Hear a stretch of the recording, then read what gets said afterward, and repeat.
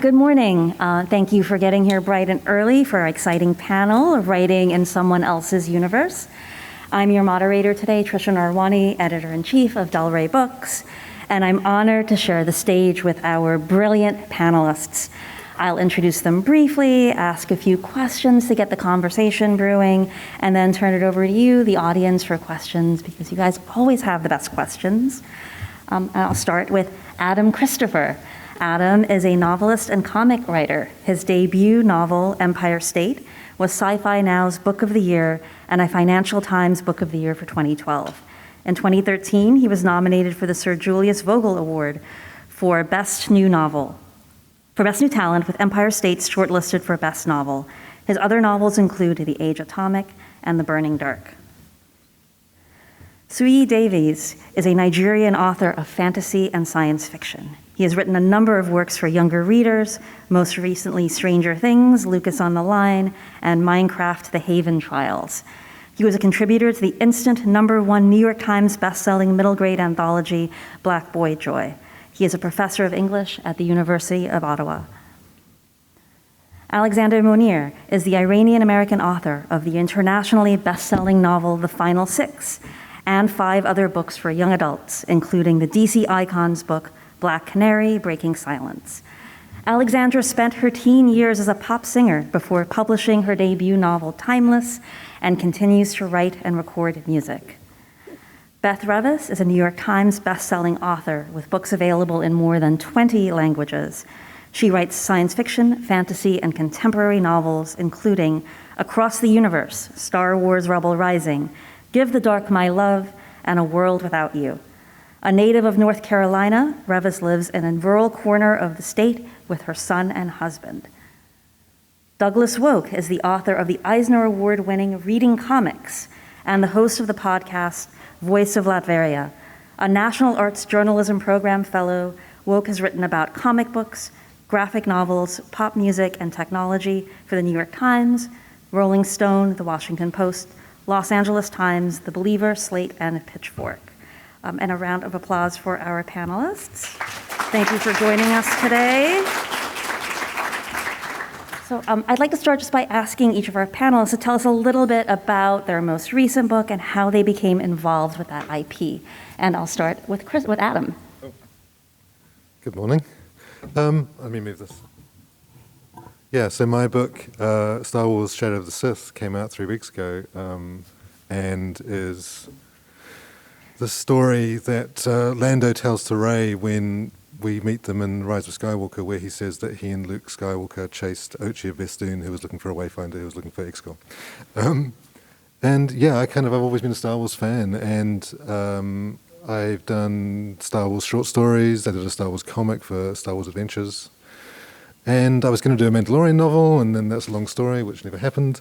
And then I got this. So it's kind of a real privilege to be able to work in a series and a mythology that I really love. I've written other tie-ins like Elementary, Stranger Things, Dishonored, and each one is a challenge. And this book was a New York Times bestseller, and I'm really honored, really. Well, we were honored to have you on Star Wars. Sui? Okay, hi everyone. So I guess these 2 books are here because one kind of led to the other. So Stranger Things, Lucas on the Line is, I guess, the one of the newest in the line. It actually comes out in a week, if I'm correct. I actually had started writing like in tie-in properties, like I think it started with like Black Panther, if I'm correct. And then when the folks at Penguin were looking for someone to work in the Minecraft world for a particular kind of story where they wanted some sort of half and half experience between like half in the game, right, and like half in the real world.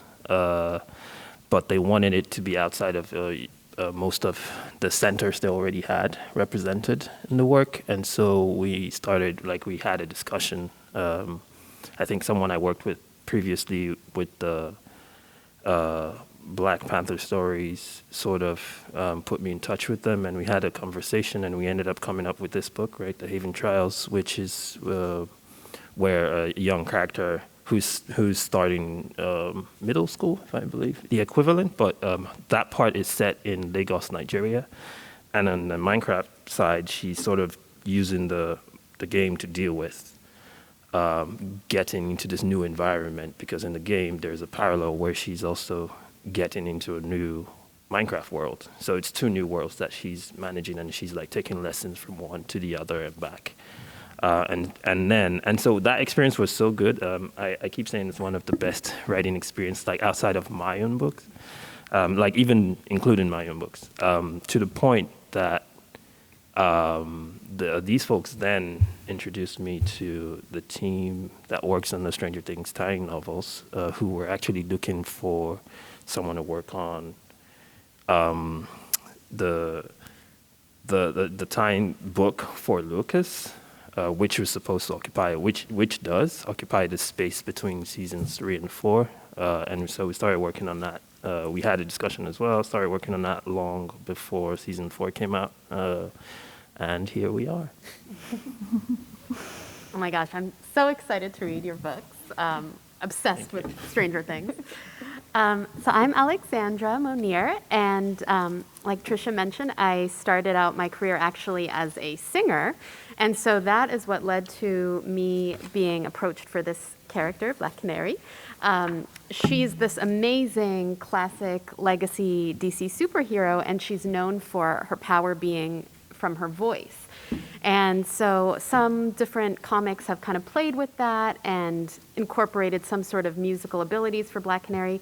She's known for having something called the Canary Cry, which is this amazing superpower that comes from her vocal cords, that comes from her being able to like let out this metal shredding, enemy defeating cry, which was always really cool for me as a woman. The idea that your voice can be your power was just something really refreshing.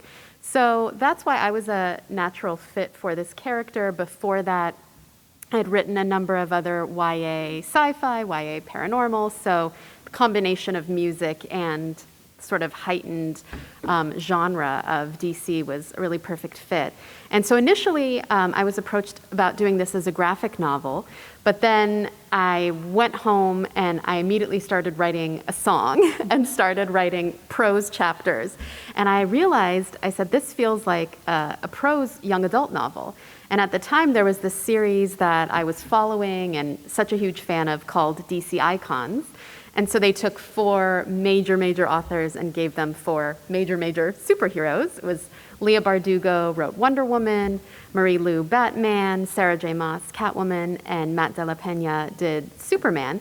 And they were all YA coming of age sort of reimaginings of these characters. And I said, okay, I know those authors are like gigantic, and maybe I'm not quite there yet, but I still really believe that this fits in that line. And so I just looked in the back of the book at which editor they all thanked, and I told my agent, hey, can you send over my proposal for Black Canary? And I'm going to be in New York, actually, coincidentally. And do you want to see if the editor, Chelsea Eberly at the time was the one who was editing, if she is interested? And she read it and loved it and sent it to DC, and they said, take a meeting. And all of a sudden, 2 weeks later, I had a deal to do this. So it's amazing, and I feel like it's a forever lesson to me, and I like to kind of share it with fellow writers too, that nothing is quite out of reach, and if you have an idea or a dream or something, to just ask for it and believe in yourself, because it can happen. And now I'm sitting with these amazing writers. I'm like, what is life? That is really such a good story. I do not have a story like that. I was first wrote in Star Wars with Rebel Rising, which is the story of Jyn Erso. If you've watched the movie Rogue One, there's this, in the beginning, she's a child, and then it kind of flash forwards to when she's an adult. And my novel is the flash forward. It's everything that happened in the middle. And when I got that story, I actually remember exactly where I was. I was in my living room and my agent called and I wasn't expecting a call. And so immediately I felt like I was being called to the principal's office. And I was like, oh God, what did I do wrong? And she said, you like Star Wars, right? And then like I wanted to throw up immediately. And I said, yeah, I really do. And she's like, they have an idea that they think you might want to write. And I was like, I don't care what it is. I want to write it. I'll do it for free. And she was like, shut up. Don't tell them that. And so she took it from there, and I got to write Rebel Rising. And then for a while, I didn't have anything else with Star Wars, and secretly I was like, oh God, do they hate me? But a year ago at this time, the book, The Princess and the Scoundrel, which comes out in 2 weeks, did not exist even as an idea. I got pitched for it in August of last year, and it was just like a one-page pitch. It's like, hey, wouldn't it be cool if we showed Han and Leia getting married? And I was like, yes, that would be very cool. Let's do that. And so I got the pitch. It was just like a less than a page paragraph pitch of like showing the events of how they got married. And I wrote the novel in a matter of a few months. And now it's going to come out in August. So from idea to completed book was about exactly a year. And I don't remember November and December at all. I just wrote in a fugue state. And now the book's going to be out in a few short weeks, and I'm really excited. So excited. I admire that speed enormously, Beth. So when I started working on this book, I thought it's going to take me a year to do the research, maybe 8 months to write the book, and 6.5 years later, here we are. So All of the Marvels is a book about what happened when I read all 27,000 Marvel superhero comics from 1961 onward, trying to look at that 60-year-long, 500,000-page-long story, as a continuous narrative, because it basically is. And seeing what its themes are, seeing what its through lines are, seeing the ways that it relates to the world that it came out of and the world that it was born into. I was actually inspired to do it by my son discovering superhero comics when he was 10 years old or so, and suddenly being like, oh, I want to read all of these. Like, well, no, nobody reads all of them. Not even the people making it have read all of it. That's not how it is meant to be experienced. And I was like, but what would happen if I did? And so that happened. So when are you doing all of the DC? I have my eyes to think about. So let's go behind the scenes a little bit through the process of creating a licensed story. How do you outline? Do you create a robust, multi-page treatise that goes into rich detail, or do you prefer to just cover the broad strokes and discover the details while you write? We'll start with Douglas. So I have not done very much writing in other people's universe. I did it once. I did a Judge Dredd miniseries a while ago, and that was interesting. Because what I did for that was that there was a piece of that world that had never been explored, which was the West Coast. And Judge Dredd has always been a story about East Coast American culture, generally by and for British people. Mm-hmm. And it was like, okay, so it has to be something that I'm kind of part of, but kind of not part of. LA. Let's do a Judge Dredd story about how much I hate LA. And I pitched it to IDW, which was licensing from Rebellion. They sent it to Rebellion, who are the IP holders, and they sent a very few notes on the first issue, and then they were like, great, keep pushing. Go ahead and mess with it. It's great. That was unexpected, but really pleasant. Nice. Well, when I wrote for Star Wars, for the Rebel Rising, that was the first novel I ever outlined. I was really proud of myself for being the kind of writer who just has the idea and toils away in her ivory tower, which is like my couch with my dog on my lap. But with Rebel Rising, because it was a fast timeline, I was like, oh, I'm going to need to have an outline. I need to know the beats of it. And so I made an outline. I realized I wrote a lot faster with an outline. And so when I got The Princess and the Scoundrel, I immediately was like, this is going to be outlined strictly, like chapter by chapter. And the outline I ended up showing to my editor in advance was something like 10 pages long of every single chapter with every detail and all the setting things. I included pictures. It was really pretty, y'all. And it did help me write a lot faster and get those details down and make sure I didn't lose anything, because there's so much story to pack into just one little book. Yes, I totally agree that outlining is key. And also when it comes to IP, a lot of times the publisher and the studio involved will both want to, approve what you're going to do before you dedicate like 300 pages to it. So for Black Canary, and also I should mention I'm doing a Princess Jasmine YA novel that comes out next year as well. So for both of them, what I did was I did pretty detailed outlines, about like between 30 to 50 pages actually, because I'll go through each chapter, what I'm envisioning. Sometimes I get really inspired and include dialogue in there, and then I'm like, oh, I'm just going to use this in my book. And that way, both my editor at the publishing house and the studio involved both get a chance to look over what I plan to do before I go for it and commit it all to the manuscript. I will say though, I don't know if this happens with you, I feel like my books always evolve so much from the outline that it's like, I don't know, maybe it's like 60% I keep or maybe a little bit more, maybe like 70% I keep and 30% I get like big breakthroughs and inspirations later on. And so it does diverge, but just having that roadmap is really important. And what I found really helpful is to kind of break it down by chapter and then underneath each chapter, like describing each scene. And that way it's really clear cut. Okay. I feel like I have two different stories for these two different books, mostly because the processes were very different. With Minecraft, they pretty much just came and said they wanted, they just told me what they wanted. They were like, we want something that really like dives into a spot in the real world that you don't really get to see in Minecraft discourse.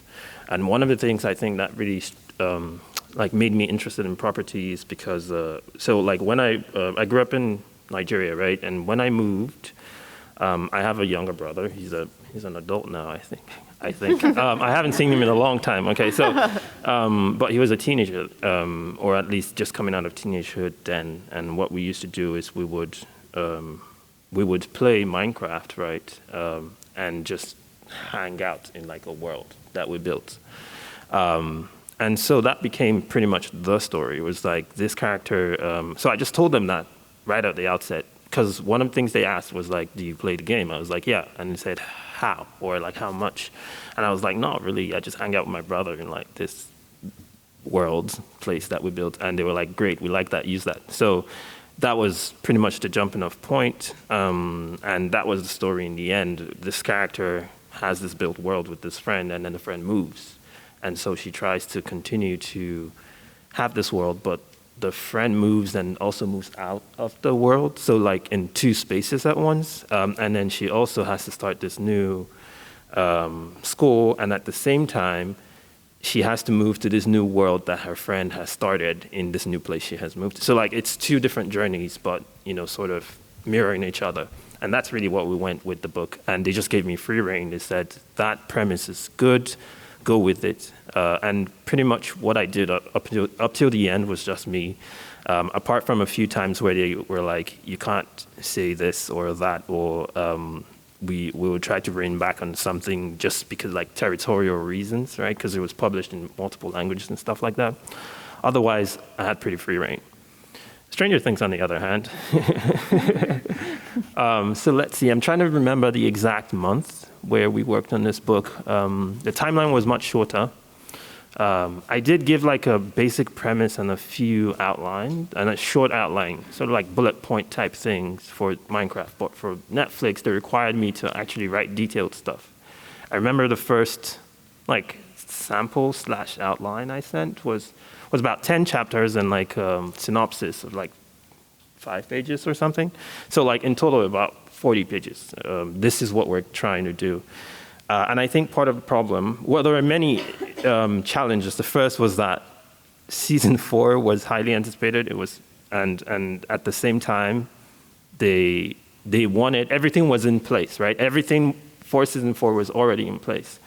And so a lot of the questions they wanted answered had already been answered. And so it was sort of, we're trying to back engineer how they could be answered in the book, right? So that was the first thing. There were some things that came up. I remember like the timeline between the biases moving and what that meant for where in the book that will take place. So do the biases appear in the beginning and then not in the end and stuff like that. So there were some kinds of challenges like that. Alongside stuff like, I was working with like various teams, right? The team from the Random House team, the IP team at Netflix, and then the writers team on the Stranger Things property. So, and it wasn't just me like coming up with stuff. We were just like throwing spaghetti at a wall, sort of, and we would just throw stuff around and say, oh, how about if we solve this problem this way, or if we solve that problem that way? And so I think what the book ended up becoming was more a community effort, almost very similar to a writer's room, because we did a lot of meetings. I remember the meetings more than I remember the writing. There was a lot of meetings, and we're just putting stuff together. How can we deal with this thing? And I think the other challenge was we had to introduce new characters, but they had to be gone by the beginning of season 4, right? I also couldn't spoil any characters for season 4. So new characters that showed up in season 4 couldn't show up in the book. So they had to be other kinds of new characters. So it was all like a puzzle we were putting together. And I think what we ended up with was, rather than like strict outlines, we decided to go with sort of sections, right? We're like, okay, section 1, Lucas begins high school. What does that mean for the overall story we're trying to tell? And I think the section was like his relationship with Max. How do we engage with that? How do we bring us to the point, for instance, that kicks off where they start off in season 4? So these were the kinds of questions we were asking. They were like bigger questions that, we couldn't really pin down until the story was being written. So yeah, it was sort of like that. I would write to a point, I would send it to them. The team would tear it apart, and I'd send them 10 chapters. They sent me 2 back and say the other 8 are in the bin. So let's proceed with these 2, and so you have to write around these 2. So it was that kind of thing, and turnaround times were very short, but it was fun. It was a different kind of writing experience. I think I liked it. It was very similar to writing a TV show, which technically the book engages with. So yeah, that's how it was. The first tie-in that I did was actually Elementary, which is that modern-day Sherlock Holmes with Johnny Lee Miller and Lucy Liu. And I've always wanted to write tie-ins. And for my own stuff, someone said, we have to do very detailed outlines because there's so many people that need to look at what the story is and make sure it fits and approve it at so many different levels, which makes sense because if it's Star Wars or Stranger Things or Elementary, the people in charge are like, if we take Elementary, they were making the show at the time. Like, they had to make sure that whoever was doing the books could be trusted to just kind of go and do the story, and they don't have to worry about it, because their focus is like making a TV show. For that book, the first Elementary book, my publisher in the UK did a lot of tie-in books, all kinds of movies and things. And I had an original series with them, and they were like, I went down and met them, and I had heard them talking about Elementary, and I was like, I'd love to do Elementary. It's like my favourite TV show. And they said, no, it's all done, it's fine, it's all sorted out. The book's coming out whenever it was. So I was like, okay, it's fine. And I told my agent this, and then 6 weeks later, my agent called me up and said, do you still want to do Elementary? Because they've got a problem where whoever it was they had got to write the books couldn't do them. But CBS wanted to keep the same schedule for the books. So I was like thrown in the deep end here because I then had 3 weeks to like write a book from nothing to the finished manuscript. And CBS were panicking because they're like, we need to know that this guy knows what Elementary is and that he can even do a book. So I did probably a bit unusual, I did an audition chapter, which was the first chapter of the book, and it had the main characters, Holmes, Watson, and the protagonists, to make sure that I knew what the characters were. And then I had to do an outline, which was, I think, 20,000 words, which for a book which was 80,000 words when it was finished, that's like a quarter of the length of a book. But then they were really happy because then they knew that I knew what Elementary was, and I could go and do it in 3 weeks. And like someone said, like, I don't remember writing that book at all. It's like, it was 3 weeks of just like literally 7 days a week straight working. But like, it was fun. And like, it was really this kind of baptism of fire because I grew up reading Doctor Who books, and like Doctor Who, of course, is a tie-in. So I was kind of channeling my Terrence Dicks and my Robert Holmes, my favorite Doctor Who authors, to do that. For things like Stranger Things and Star Wars, it's kind of the same thing, but like, I did Stranger Things, Darkness on the Edge of Town, which is Jim Hopper's backstory. It's when he was a detective in New York City before he moved to Hawkins. And it's actually the same editorial team that do the Star Wars books. And I'd always wanted to do Star Wars, but like the opportunities for that don't come up very often. So the Stranger Things came up, and I was like, yeah, immediately say yes. And it was really cool because I kind of, although I had to do a super detailed outline because there's loads of people who need to approve it, they just said to me, we need a Jim Hopper backstory. It's New York City, 1977. Like, go and write that story. And like, I worked with the Netflix and the producers and the like staff writers. And I think it's really good. Like, you do a really good job when like they are happy that you know what you're doing. Like tie-ins, it's quite a high pressure. It's much higher pressure kind of writing than your own original material because you have to be aware of so much that's going on. And then Star Wars, this book is, I was like contracted for 90,000 words, and then this book is 150,000 words. The outline was, I think, 30,000 words, which is like 60 pages, I think, printed. Because they said to me the story of Luke and Lando hunting for Ochi, like they said, go and tell that story. And like nobody had any idea what that story was. So I had this amazing freedom, which you don't often get in a tie-in, to just kind of create a story. Especially Star Wars is like, it's always a prequel or a sequel, or it fits in somewhere, or there's like it's a character origin, or a kind of it leads into something else. But this book is set in that huge period between Return of the Jedi and The Force Awakens, where there's nothing. There's a couple of comics as a book, so I could really go to town and create stuff. Which is why the outline was 30,000 words, because like I have a lot of story to tell here.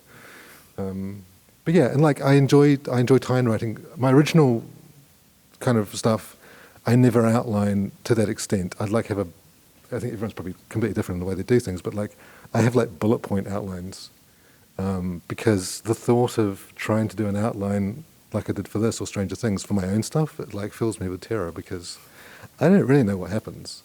I know a little bit what happens, but I kind of like to feel like you're saying you evolve the story as you write it. When you're doing tie-ins, you have to really stay with what you've been told and what they've approved. And then if you hand in something which is kind of different, it's like, that's not what they expect. But yeah, I've done like Elementary Dishonored, which is a video game series, and all of them to some extent is like, you're going to do an outline in 2 weeks, and the book is out in 6 months, so you need to hop to it. Which some writers they can't do, and they don't like doing, but I really like that kind of pressure. I think it produces good work. In the same way, like, I don't remember some of this when I was writing it. It's like, because I was on deadline and the book was really long, and it's like, there's some parts of it, it's like, I wrote it at some point, but I kind of have this blackness in my memory. So we have time for some audience questions. If you have a question, I'll just ask you to line up at this microphone in the center of the room.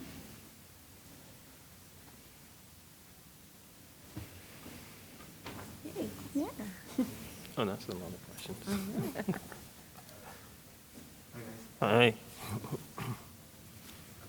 Hi, go ahead. Yeah. So mainly for Adam and for Beth, I'm a huge Star Wars fan. We know that Lucas polices their license very well. As you're writing, do you have an obligation to check other source material to make sure that it jibes? I mean, like Beth, reading Claudia Gray, like Bloodlines would be something, with Leia's backstory. How much of that do you have to do?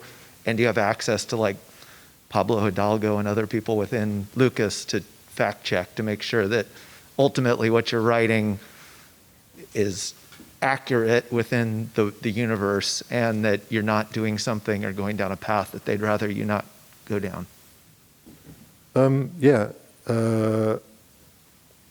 it's definitely collaborative, and you do have access to all that stuff. I'm a huge Star Wars fan, so when I'm planning Star Wars stories, I always end up researching comics and other books, which I read anyway, but then I kind of go back and examine material, and I get lost in that kind of Wikipedia rabbit hole of like, this leads to this, because I want to make sure that as a fan, I'm getting it right. Like, Star Wars is one story, whether it's TV, animated, books, comics, video games, it's all one story. So it kind of has to fit, and sometimes that requires a lot of research. But yeah, and we've got, you can always ask questions, and I think I'm a geek, right? Star Wars geek. So I was like saying, I sort of had notes in the manuscript. It's like, well, I can do this because in this comic issue of Darth Vader in 2017, they said this, and they kind of really appreciated the fact that I had planned it like that, and it helped them because they're like, does that happen? Does that really? Can I do that? So, yeah. Yeah, I had much the same experience that I always loved Star Wars, and it was the best research in the world where I just watched the movies back to back for like a week straight, and my husband would come in and he'd be like, you're watching Return of the Jedi again? And I'm like, shut up, it's work. And so that was awesome. And I did get behind on some things. I tend to buy the comics when they're compiled, and I ended up having to buy the individual issues because there's a storyline that touches on some of the comics, and I just haven't bought them yet. And actually some of the fans were like, oh, this is my favorite thing, and I saw a comic image. I was like, I need to include that. And I had to rush out and go buy them. But to your other part of your question about whether or not the team reads it, typically when I write something just on my own, I'll have one editor who will make a comment. But for a Star Wars book, there are 10 people making thousands of comments on almost everything. But it's also, it's really cool. They all have different opinions. Some of them bicker back and forth. And then usually at the end, they'll be like, I think this, and I think this. Well, Beth gets to decide. And I'm like, yes, I do. So that part's pretty awesome. And in addition to like the research of what's already out, for The Princess and the Scoundrel, they go on the Halcyon, which is the Galactic Star Cruiser. And I got to see, I don't know if I'm supposed to say this, but it was so cool. I got access to all of the production, the concept, some of the art, some of the background story. It's Star Wars. There's a story for everything. If there's a bolt loose on the floor, there's a story behind it. And I had just so many gigabytes of files that I got to like pour through. And it was a fascinating research process of diving deep into something that's not real, but making it real. And so that was a pretty cool experience. Yeah. I can add to that one interesting thing about the way that the Marvel stuff works. Even as early as the 1960s, there were occasional contradictions, and fans would write in and say, like, hey, you've got a contradiction in here, and Stan Lee would say, like, okay, so what's your explanation for it? And so if you came up with an explanation for why something that appeared to be inconsistent was actually not, you would get a no prize, because they couldn't send them prizes, but you would get a no prize, which was a very beautifully decorated envelope saying, like, enclosed is your original hand gilt-edged no prize, and of course the envelope was empty. Cool. Hi, next question. Hi. The mic is working. Cool. So kind of going off of that question, I find that when I'm writing original work, it's a lot more intuitive to get into characters' voices and their thought processes. But I'm a screenwriting student, so we have to do a lot of spec scripts. And when I'm writing for a pre-existing TV show, I find it takes a lot more effort to get myself into their head and make sure I'm being accurate to the character on screen. So I was wondering if you could talk a little bit about your guys' process for really getting into their head and making sure it feels as natural as it does when the actors are on screen. Yeah, I found, something that was really, really fun to do for me when researching characters and trying to get into their heads is to look at basically all of the different source material that you have. So if it's a TV show, obviously watching both how it appears on screen and then also reading the script. And then I'll kind of make character breakdowns of each character. And I try to go really detailed on things like their backstories and different like strong elements, strong character traits and why, like what might have led to that particular trait, things like that. And then, and sometimes also free writing. Like you can even try writing like a diary entry as the character. That sometimes has helped me when I feel like I'm trying to like get inside their voice and maybe it's not gelling. sometimes just like free writing as them will really help. But I think those are like the key things are immersing yourself in all the research, having your detailed breakdowns that you can look at when you're writing, and then sometimes just being creative with it. What's helped me with the Star Wars, and I'm very lucky in that there's so much material to draw from, and I learned this in Rebel Rising, I knew where Jen started and I knew where Jen ended, and I just had to bridge that gap. And I sort of approached The Princess and the Scoundrel the same way, drawing off of Claudia Gray's bloodline specifically for Leia.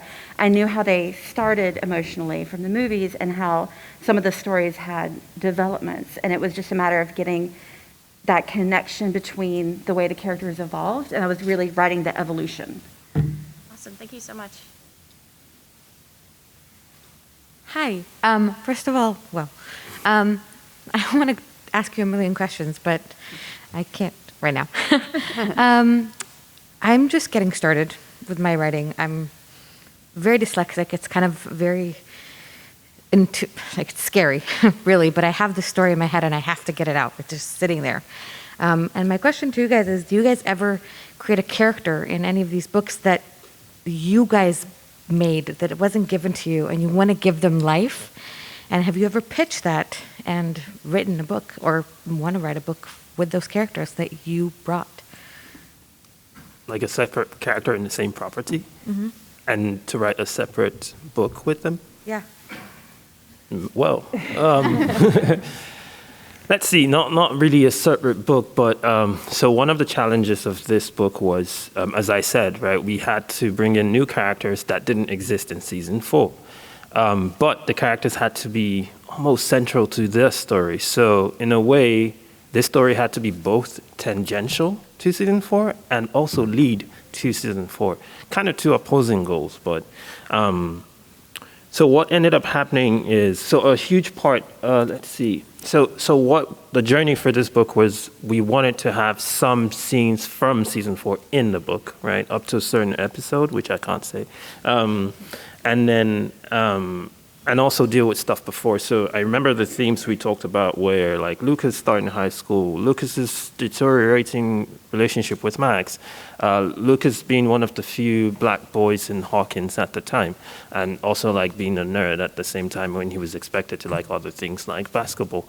So one of the things that happened is there was this character who was also a new person in Hawkins, also on the basketball team, a black boy who moved like a year before or something, who Lucas was meeting for the first time as some sort of like peer mentor, right, when he just got into high school. And he plays like such a key role in the narrative eventually. And so we had that discussion after. We were like, okay, so what, this character just moves and disappears after or something? Like, what happens? And actually, the answer is no. When you talk to them about stuff like that, like, oh, what can we do with this character? They're just like, you know, as Adam said, we have a TV show to make. We don't care. And so what pretty much just happened, or like I remember like what we talked about, because I was also concerned. I was like, so do we just like make up these characters and they become like part of canon or something? Like, what happens? Does someone else pick up a book after them and, you know, continue? And the answer to that is yes, right? Somewhere down the line, right? Just like I read, right? I read Rebel Robin and Runaway Max, and there were characters from those that I had to reference sometimes. Like I remember I was thinking about when Lucas was thinking about Max's challenges before she moved to Hawkins, right? And those challenges weren't really set in the TV show, but they were invented in Runaway Max. And so I had to read Runaway Max to say, oh, this was the thing she was facing in, you know, before she moved.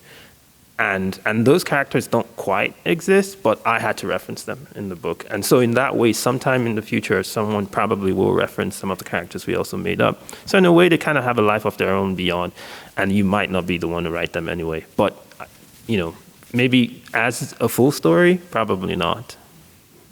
It's a really good point because, for example, in Star Wars, you've got Luke Skywalker and Lando Calrissian that people have known and loved for 40 years, and then you have to create original characters which can somehow stand up to these icons on the page. This is the thing I love about writing tie-ins. you have that kind of ultimate challenge of creating characters that are that strong. You know, in Stranger Things, Hopper has a detective partner who, of course, only exists in the book. So everyone is reading this book, seeing David Harbour as Jim Hopper, and then you've got this character who's like his partner, who's like shares every scene. I have a character in this called Comat, who was an original creation, and I kind of hope that she will exist somewhere else. But one thing about tie-ins is that, like, we don't own what we write. Like, that is part of the deal. It's like, you write Star Wars, it becomes Star Wars. You write Stranger Things, it becomes Stranger Things. And no matter what you create, someone else can come and can use it. Hopefully I'd write a Comat story, but maybe someone else will. But that's cool because, like you said, it's like it brings a new life to something that you've created. Like, it, almost more than an original character in an original novel, because someone else writes Comat, she's now got a life of her own, like beyond what I created, which is kind of amazing, really. Thank you.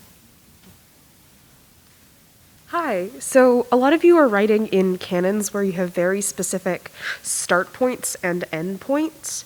And I'm wondering how you deal with the fact that you can't control where these characters have to end up, and how you kind of manage those maybe moments of inspiration or like really great ideas that would ultimately lead a character away from where they need to be, but you want to try to, you know, include everything that you love in your story. How do you kind of manage the fact that you have these very strict barriers, these canon barriers on either end of your story?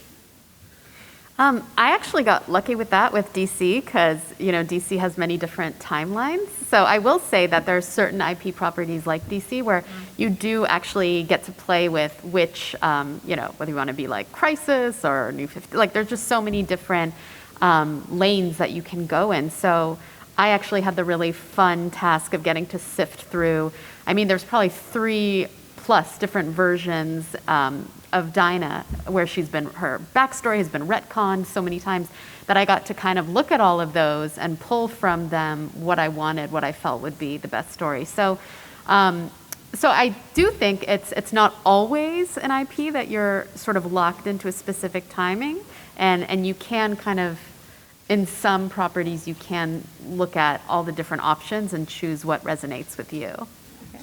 I think it's also important to remember that the characters don't know what's going to happen to them, even though we do. And so, like, with The Princess and the Scoundrel, if you've seen the sequels, you know what happens with Han and Leia. But for me, it was a matter of focusing in on the moment of the now, and that there is joy in that moment, and just emphasizing that, and just also really trying to remember that the characters don't actually know what's going to happen, and that there's a little level of uncertainty for them. Yeah, one of the things that I learned, right, was that because you know that you're not, so usually when you're thinking about a story, you're thinking about progression, right? You're starting from this point and ending up at this point. But when you already have those points, what you start to think about, or at least how I do it, is I think about moments, right? I start thinking, okay, so what are the key moments in this journey from this point to this point? What are the crucial ones, the pivotal ones, the big set pieces? And then I sort of try to build like a network of such moments from one to the other, like waypoints, right? And those set pieces become the centerpieces of the book, right? What big thing is important for this story, for this character to get to this point? A good example is we hear a lot, I'm sure, like from season 2 down to 4, we hear a lot about. So at least in season 3, Lucas talks a lot about how he breaks up with Max. But we never see that on screen. So one of the things for me, for instance, was like, I need to capture one such breakup, but also kind of the most crucial one, because it puts them in a very precarious place at the beginning, which sort of leads to something quite crucial for the season 4 narrative. So to make that set piece important or key, I have to like dive into why they break up and what causes it and why can't they get back together before the beginning of season 4. And so I instead focus on those moments and how I can link them together and string them together and give you like a cohesive narrative that gets you to the end point. I had like, as Beth was saying, the characters in the book don't know what's going to happen. So like, people in Star Wars don't know they're in Star Wars, which kind of sounds strange, but I have Dathan and Miramir, who are Rey's parents, and like, spoiler alert, they die in the book. But they don't know that. So it's a kind of a cliche to say that it's the journey that matters, not the ending. But the trick is to do it in a way that is surprising for the reader, as it is a surprise for the characters. So like in the book, they run out of time and they kind of come to their end, and it's a surprise. And it's like you don't want to have this sort of inevitability, like you said, like you've got a boundary that you have to fit within. And in Stranger Things, Jim Hopper, the first time he encounters the strange and the paranormal and the fantastic is in season 1 of Stranger Things. So how can I have a Stranger Things story that is set in 1977, which still feels like Stranger Things, because when you see Stranger Things on the cover, you're expecting a certain kind of story. So again, it was a challenge, like, well, how can I have a Stranger Things story that is set not in Hawkins, that has nothing to do with the Upside Down or that kind of paranormal stuff? But again, like Jim Hopper is a living, breathing character who doesn't know that he's in Stranger Things. So yeah, whether it worked or not, I don't know. I hope so. Thank you. So sadly, we are just about out of time, but happily, many of our panelists are here all weekend. And where can the audience find you this weekend, starting with Douglas? I will be signing at the Penguin Random House booth tomorrow at 3 p.m. And that's booth 1515. Thank you. I had to look it up, sorry. So Adam and I are going to be joined at the hip for most of the time. We also have a panel from 1 to 2 in this room, the Lucasfilm Publishing panel. And from 6 to 7 today, a signing at, we're going to be signing double-sided posters, and you can also get Adam's book signed at the Penguin Random House booth from 6 to 7 tonight. And I am going to be at the Mysterious Galaxy booth really soon from 11:30 to 12:30, signing copies of Black Canary. And I also have a fun gift. So for everyone, with your purchase of Black Canary, you get this poster, which is signed by me, but even more exciting, it's signed by the cover artist, Jen Bartel, who's amazing, Eisner Award winner. So come see me there, 11:30 to 12:30. I will be at one more panel today. So yesterday I did my signing, and the good folks at Random House gave out 100 copies, I believe, of Lucas on the Line. And I think, if I'm correct, there's still 10 left. Okay, great. 6? Yeah, so yeah, they're being grabbed. Anyway, so we're going to give out the rest of those at the next panel, which is called Stranger Things Books. It's at 3:30 in room 29 CD.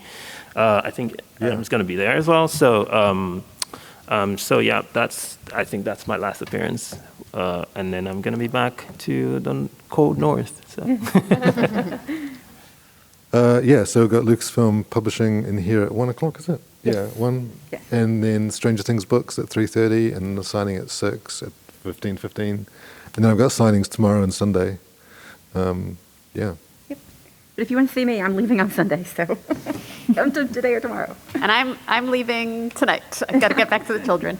Do you know the number of the Mysterious Galaxy booth? I forgot. Yes, it is 1119. 11:19. So I'll be there 11:30 to 12:30 today. Well, thank you for being an amazing audience, and please thank our amazing panelists.